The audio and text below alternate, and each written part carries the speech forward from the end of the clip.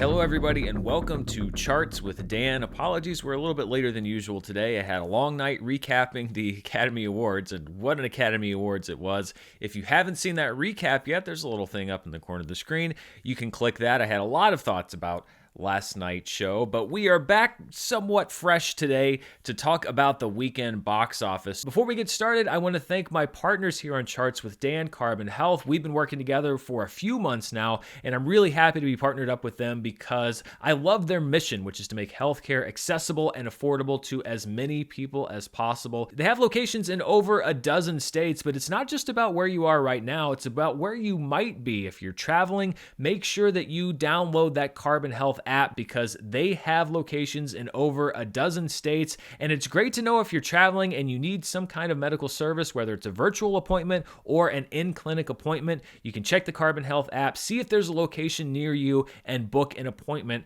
quick and easy. And like I said before, I just love their mission of providing accessible healthcare and also partnering up with communities like this that are not just enthusiastic about sponsors, but are enthusiastic about life and the arts and everything else. I've really appreciated all the time I've had with Carbon Health as my partner, and I'm proud to present the show alongside them. So be sure to check out that description below for more about Carbon Health. So let's get right into it with the weekend top 5. And as we expected, The Lost City was the #1 movie over the weekend with a $30.4 million final gross. That's about where people were expecting it to debut, but there was some really good news in my mind for the recovery of the box office. And that's when you look at the demographics of who actually showed up for the movie. If you'll remember a few months ago, I think it was around the time that West Side Story was coming out, and then we compared it to things like Spider-Man No Way Home. The thing that we noticed with the demographics as far as people who were returning to theaters was that the older female audience was the most reticent and slowest to head back to the movie theater, largely due to health concerns with COVID-19, etc.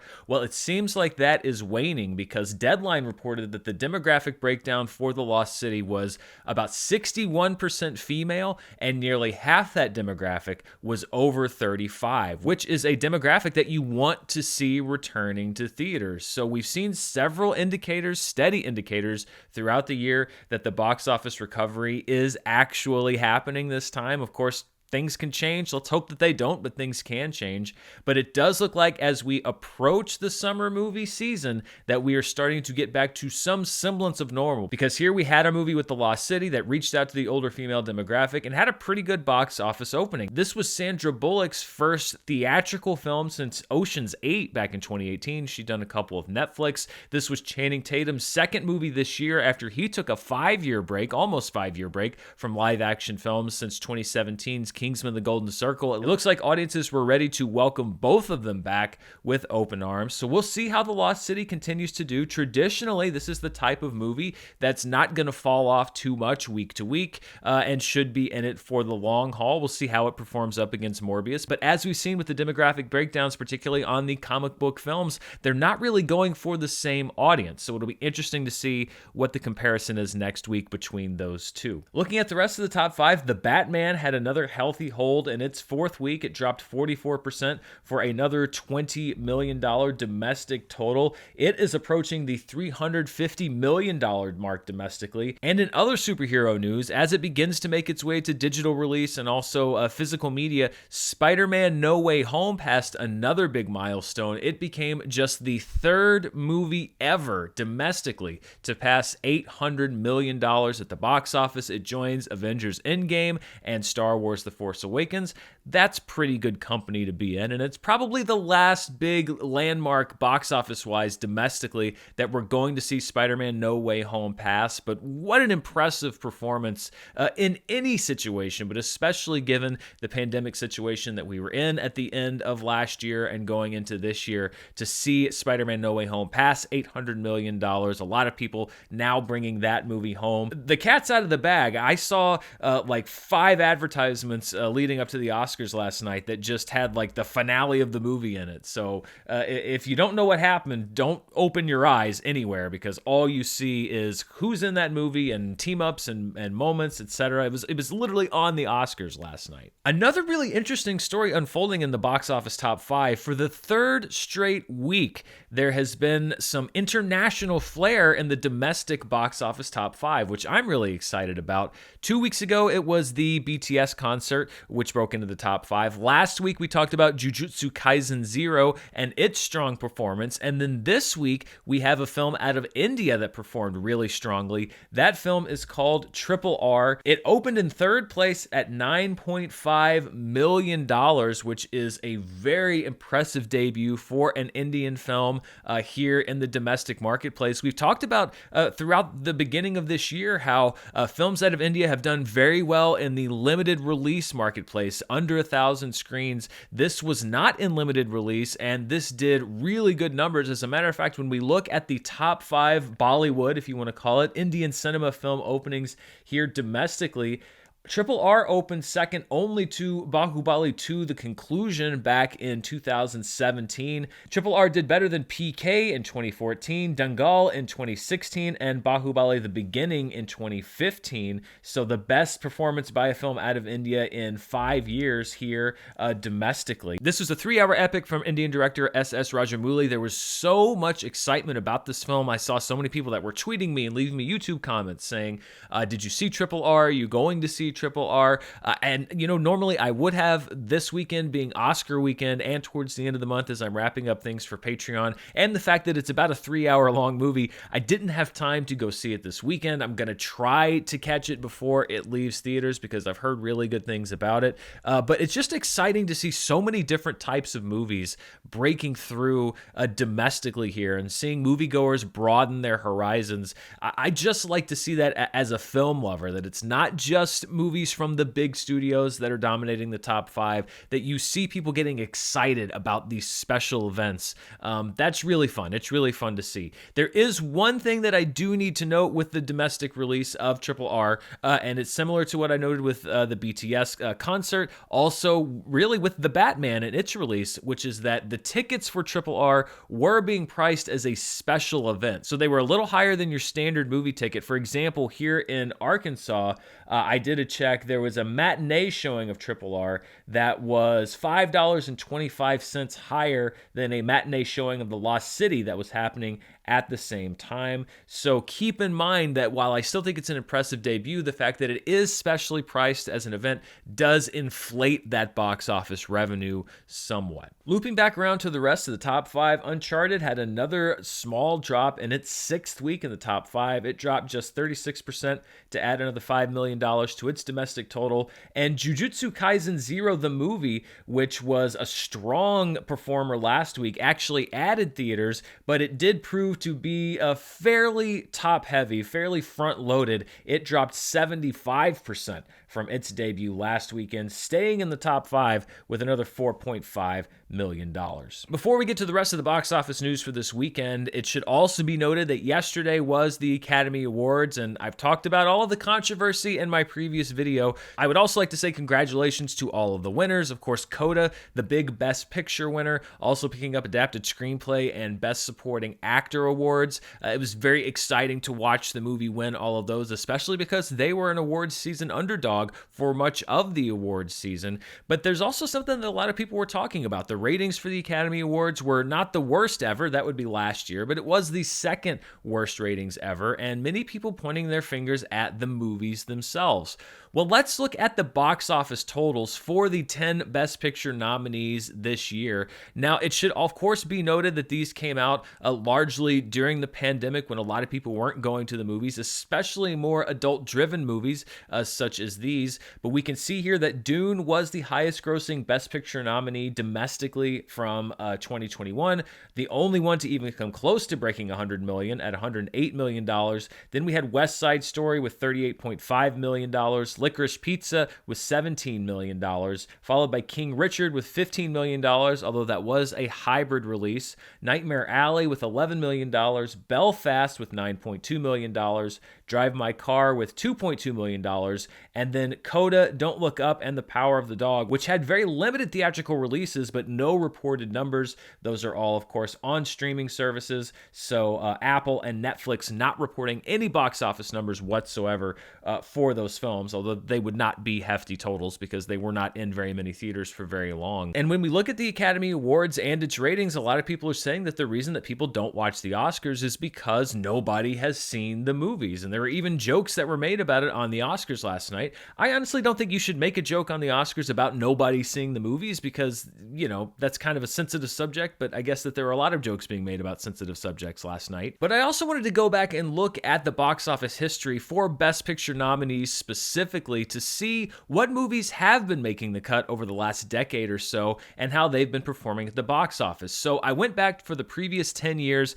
These are the 10 highest grossing box office films that were nominated for Best Picture from Oscar year 2012 to 2022. And you can see that Black Panther was number one with $700 million. Then a big drop off to American Sniper with $350 million, followed by Joker with $335 million, Gravity at $274 million, The Martian at $228 million, Bohemian Rhapsody at $216 million, A Star is Born at $215 million, then Dunkirk at $190 million, The Revenant at $183 million, and Lincoln at $182 million. And I think that the big thing to note when you look at this list is, absent perhaps The Revenant, I don't think that there was a legitimate Best Picture contender in this group. And when I say contender, obviously it's incredibly impressive to be nominated for Best Picture, but I don't really think that any of these films were ever picked heavily to win the Oscar for Best Picture. So I think it does lend some credence to the idea that, especially in the past decade or so, the Best Picture frontrunners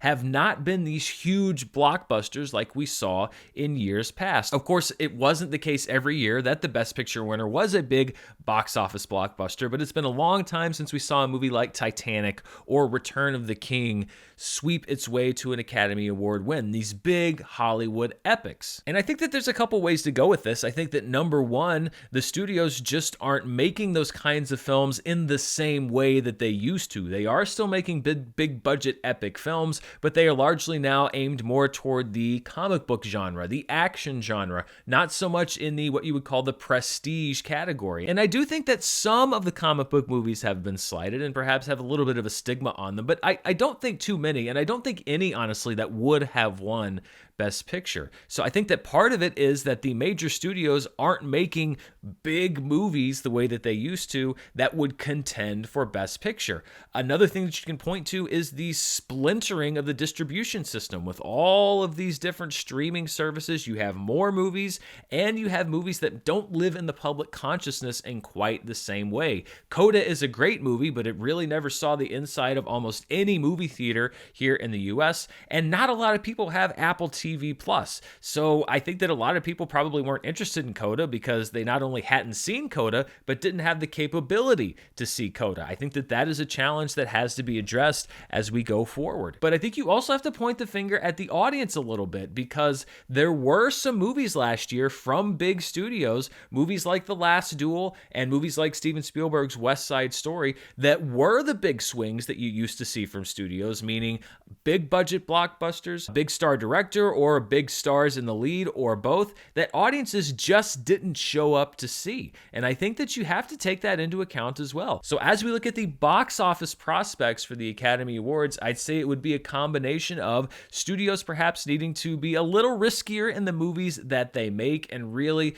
put a lot behind a movie that they believe in and that they think could sweep its way to the Academy Awards. But I also think that the audience has to start showing up for the movies like this when the studios make them, because otherwise it's going to be a bit of a chicken and the egg situation. And I think it's really good for everybody that the maximum number of people possible are seeing these movies that are nominated for Best Picture. So studios, back movies that are a little bit riskier maybe. Audiences, maybe broaden your horizons and see some movies that you might not otherwise. And, let's keep this thing alive, because the Oscars, as messy and crazy and imperfect as they are still a real highlight for a lot of movie fans. And I'd love to see that outreach continue and broaden, because the audience has shrunk for so many years. Okay, let's turn back now to the box office for this past weekend, and let's look at the limited release or specialty box office. These were movies that played in 1,000 theaters or fewer. This is one of the buzziest movies of the year so far. Everything, Everywhere, All at Once from A24. It opened in only 10 theaters, but was able to net over $500,000 total from just those 10 theaters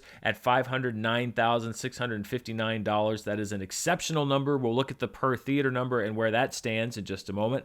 At number 2 is the movie Emma in 805 theaters. That banked another $460,000, which means that the number 1 and number 2 films in limited release are fronted by Asian women, which I think is great as far as diversification of who's starring in these movies and who these movies are about. In third place, the 2022 Oscar shorts in 215 theaters banked another $130,000. Perhaps some people trying to get their Oscar ballots marked and see as many of the nominees as they could. In fourth place, in 216 theaters, was The Worst Person in the World, which added another $87,000 to its total. And in fifth place was the movie Alice in 119 theaters in its second week of release, which added $68,000. Looking at the top grossers so far this year in limited release, we have BTS Permission to Dance at number 1 still with $6.8 million, followed by Cyrano with $3.8 million, then The Worst Person in the World at $2.9 million, Radhe Shyam at number 4 with $1.8 million, then the 2022 Oscar shorts at number 5. That is unchanged from last week. moves up 3 spots to number 6 with $1.7 million, followed by The Kashmir Files, which drops down 1 spot, The Godfather 50th Anniversary, which drops down 1 spot, The Beatles Get Back in IMAX, which drops down a spot, and then The Tiger Rising, which stays at number 10 with $835,000. Of course, if Everything Everywhere All at Once remains in limited release and continues to build on its performance so far, we will very likely see it on this chart in the near future. I mentioned that Everything Everywhere All at Once put up a great per theater average. It was actually the best per theater average of the year so far. This is the top 5 for this past weekend, and you can see that Everything Everywhere All at Once easily taking the number 1 spot with a $50,966 average per theater in 10 theaters. Then we have RRR in 1,200 theaters with $7,917 per theater, followed by The Lost City in over 4,200 theaters with just over $7,000 per theater. The Batman dipping under 4,000 theaters for the first time, still bringing in about $5,000 in each theater. And then the film Mothering Sunday, which opened in only 5 theaters, grossing $2,000 per theater. And when we look at the per theater averages for 2022, Everything Everywhere All at Once easily setting that mark. The $50,000 average is number 1 for the year. Second place is The Worst Person in the World. When it opened back in February, it averaged $34,000 in the 4 theaters in which it played. Then we had the first weekend of The Batman, which brought in $30,000 in each of the 4,400 plus theaters that it played in. Then Ahed's Knee from last week in 1 theater, averaging $16,980. And then The Batman's second week of release brought in $15,000 in each of the 4,400 theaters in its sophomore outing. So a great start for Everything Everywhere All at Once. That may very well be one of the top per theater averages of the year when we get to the end of 2022. But it's these little signs, these little things that you see, the specialty box office and these per theater averages going back up. The fact that you have female-driven films that are opening better, it just says that this recovery is clicking along. We're getting there. We're just a little step at a time, getting back to some semblance of normal. When we look at the road to recovery, this weekend's box office totals versus 2019's and 2021's, you can see we are still well below 2019. This was a big weekend. Captain Marvel was still out back in 2019, and Us had also just come out. So we're not going to match those totals. We'll see how Morbius does this upcoming weekend, but you can also see that we're well above where we were in 2021, although you can see last year the box office was starting to come back to life, and really to say that this recovery is still happening, we need to start clicking our totals up as well here, but we are entering the summer movie season very soon. We've got Doctor Strange and a bunch of other things, so hopefully the summer of 2022 is going to be outperforming summer of 2021. Otherwise, I think that we are in really big trouble. When we look at the box office market share, which is something that we're now tracking, it's a new chart here. Not much difference from last week. Pretty much Paramount picking up about 1% market share due to the opening of The Lost City. We also saw some market share going to the miscellaneous other category, largely because of RRR's opening weekend, and some market share being taken away from Disney and Universal. But still, Sony and Warner Brothers controlling 55% of the domestic market share for the year so far. Sony, of course, looking to add to that total this upcoming weekend with the release of Morbius, so we'll keep tracking that as we have been doing these last few weeks. Before we continue, I want to thank the sponsor for today's show, Athletic Greens. I've been talking about Athletic Greens a lot, and it's because I enjoy Athletic Greens a lot. It's something that I've integrated into my daily routine. So many people take all different kinds of multivitamins, whether it's a bunch of pills or a bunch of powders. You have to go to a bunch of different stores, try to collect them all, check off your list. Oh, do I have this vitamin? Do I have that probiotic? It can be so expensive, so time-consuming, and so complicated. Why go through all of that when you can get Athletic Greens? It's all together in one pouch that you take once a day. As I said, I've integrated it into my daily routine. I can throw it into a shake if I'm making a shake in the morning, or I can just put it into a cup of water because it not only has great stuff like vitamins and probiotics that are good for you, it also tastes good, which is sadly something that is left out of the equation a lot of times when we talk about multivitamins. I started taking Athletic Greens because I am focusing a lot on myself this year. I'm trying to work out more. I'm also focusing on things like gut health to improve my overall health, not just on the outside, but on the inside. And Athletic Greens has so much stuff, including probiotics, that my body will actually absorb that helps me achieve those goals. It's also lifestyle friendly and contains less than 1 gram of sugar, no GMOs, no artificial anything, while still tasting good. And to make it easy, Athletic Greens is going to give you a free 1-year supply of immune-supporting vitamin D and 5 free travel packs with your first purchase. All you have to do is visit athleticgreens.com/Dan. Again, that is athleticgreens.com/Dan, D-A-N, to take ownership over your health and pick up the ultimate daily nutritional insurance. And I want to thank Athletic Greens for sponsoring today's show. Let's look now outside the domestic marketplace to the international market, and RRR was the #1 film internationally. These are all markets outside of the United States and Canada. However, there is an asterisk there. Because this was such a big movie, RRR did get some mainstream media coverage, and this was the reported total that I could find in those box office reports. However, that is an unconfirmed total. I do not have hard data to back that up. These are just reported figures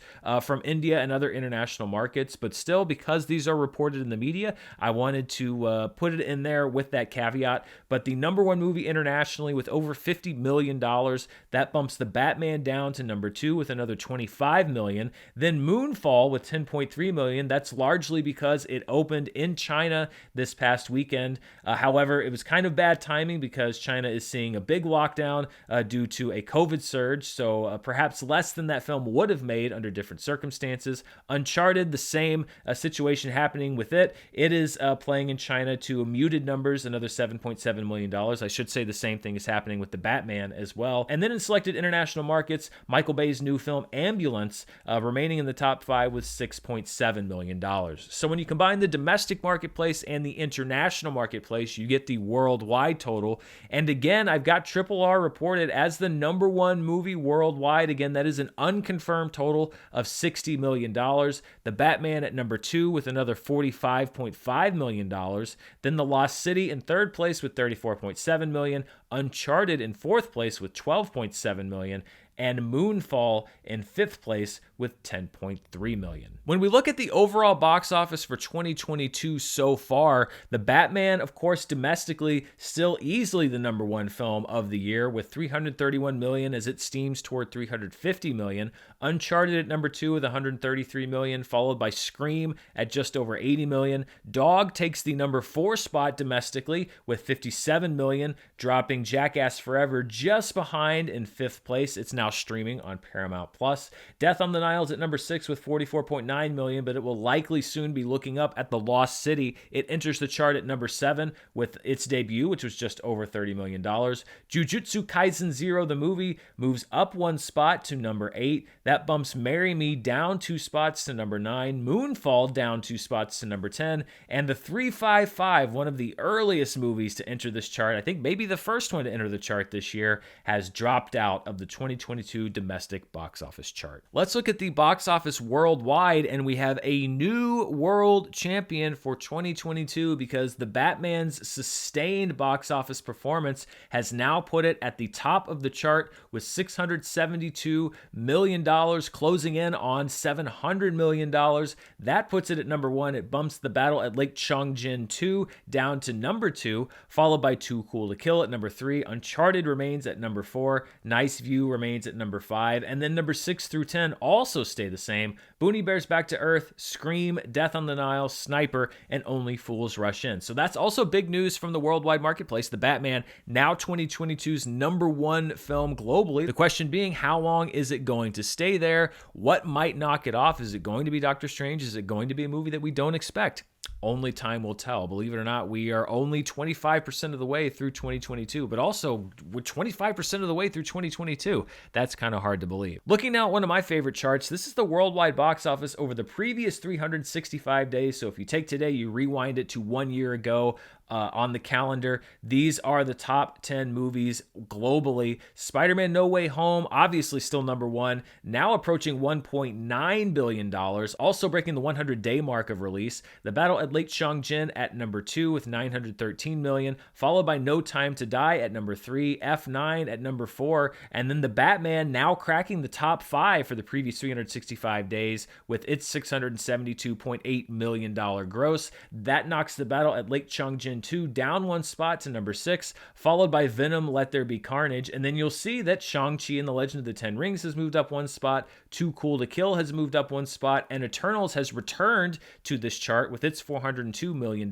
gross. And that is because, I believe for the first time in the history of the 365-day chart, Tenet came close but didn't quite make it. We have a film that made it an entire year in the global box office top 10 and is now retired from that chart. And that's why we have started the Charts with Dan 365-day Hall of Fame, and we welcome the first entrant, Godzilla vs. Kong, which was on the chart for a full calendar year from March 25th, 2021 to March 25th, 2022. I'm sure that it will be joined by other movies later this year, but congratulations to Godzilla vs. Kong. It was a true battle of the Titans, and now both of these Titans have been immortalized in the 365-day Hall of Fame. Before we look at what people are watching on various streaming services, I always like to take a look back at a weekend from box office past, and this week we are going back 30 years. Last week there was the debut of the psychosexual thriller Deep Water on Hulu, while 30 years ago today there was another movie that got people's tongues wagging, and that was Basic Instinct from director Paul Verhoeven, a star-making turn for Sharon Stone. It debuted at number 1 to $15.1 million 30 years ago this past weekend at the box office. In second place was Wayne's World 2 in its 6th week, still staying at number 2 with $7.6 million, followed by My Cousin Vinny in its 2nd week with $7.2 million. About a year later, Marissa Tomei would pull off one of the biggest Oscar upsets of all time in the Best Supporting Actress race. The Lawnmower Man in its 3rd week was at number 4 with $3.6 million, and Fried Green Tomatoes, 3+ months into its release window, $2.8 million, good enough for 5th place. And before we wrap out, as always, I want to take a look at the streaming charts, and we will start, as we always do, with what people are watching on Amazon Prime. These are the Amazon Prime originals, and we see that Reacher Season 1, after being below The Marvelous Mrs. Maisel Season 4 for a couple of weeks, is back up to number 1, a very popular Amazon original series, returning to the top spot. Marvelous Mrs. Maisel is now at number 2. Then there's a new show. It's a dance competition. It's called Lizzo's Watch Out for the Big Girls, and I haven't seen it, but I've heard good things. Maybe I'll be able to check it out here in the next couple weeks. Upload Season 2 is at number 4, followed by the Amazon original film Master, which they purchased out of Sundance. The Proposal is at number 6, followed by Lucy and Desi, another Sundance movie, at number 7. Hotel Transylvania 4, which Amazon acquired from Sony last year, at number 8. The Protege at number 9, and then The Boys Diabolical Season 1 at number 10. Looking at what what people were watching on iTunes this past week, I think it was a lot of catch up for the Oscars because we had Spider-Man No Way Home, which is available for purchase in the #1 spot, followed by Belfast, which won Sir Kenneth Branagh his first Academy Award last night. It was at #2, available for both purchase and rental. Paul Thomas Anderson's Licorice Pizza, which came away empty-handed, but which was one of the buzziest films of the award show season, was at #3, followed by King Richard, which won the Best Actor Oscar for Will Smith and a lot of internet buzz last night, at #4. Sing 2, available for purchase at #5, followed by House of Gucci at #6. Dog, available for premium video on demand at #7.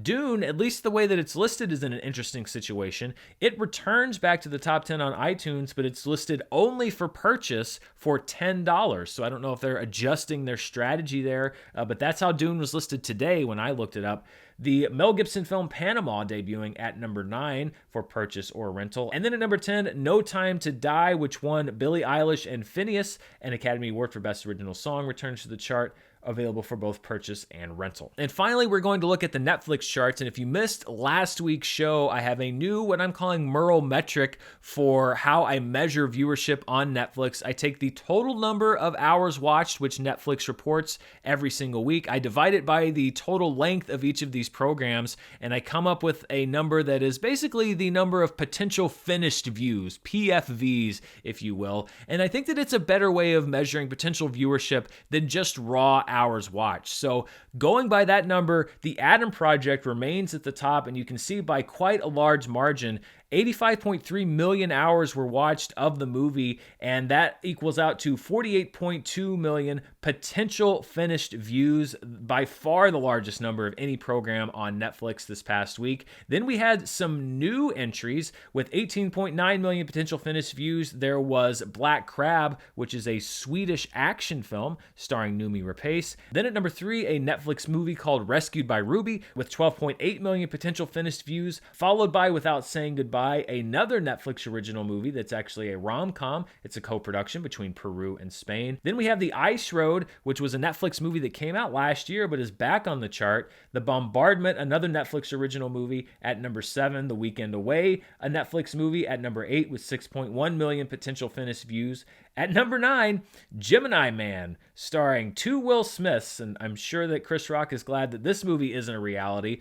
Nobody could have known, with 6 million potential finished views. And then Pieces of Her Season 1, which, as you can see, has a really high hours watch number, 40.8 million, but it's also a long series, so a very low potential finished view number at 5.9 million. And that wraps up Charts with Dan for this week. When we talk about movies that are coming out this weekend, on the wide release stage, we pretty much only have Morbius, which has been much delayed, but is now finally hitting theaters. It's the latest chapter in Sony's extended Spider-Verse. But there are some interesting options in limited release. Coming up on Wednesday is a movie called Nitram, which is an Australian film that won Caleb Landry Jones the Best Actor prize at last year's Cannes Film Festival. And then this weekend, you have the Sundance horror drama You Won't Be Alone, which I was able to catch earlier this year, featuring Noomi Rapace, opening in limited release. It's distributed by Focus Features, but it is probably the most A24 film you'll see all year. We have Everything Everywhere All at Once, which expands its limited release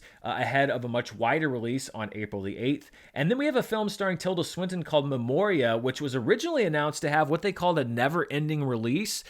Neon said that the movie was going to come out basically in one theater per city per weekend, so that only one audience at a time could watch it. That lasted for a couple of weeks, but apparently they have abandoned that distribution strategy, and it will now receive a fully limited release this upcoming weekend. So I guess perhaps that was not an efficient long-term strategy to have a movie coming out perpetually forever in a different city every time. I think it was maybe a little bit expensive. Anyway, if you wanted to see Memoria, you don't have to check your travel schedule. You can probably just check the major cities and see if it's playing near you. A lot of other options this weekend. I suggest that you check your local movie listings as they were. And of course, a lot of stuff also happening on streaming. Thank you so much for watching this episode of Charts with Dan. I'll be back later this week with my Morbius review. I'm looking to get that out on Wednesday evening. I have to drive a little ways to see the screening. I'll get the review done as soon as I'm back and get it out to you as soon as possible. I know that everybody is waiting for this film with bated breath. And as always, I'll be keeping my ear out for movie news and reviews and everything else that I want to bring your way.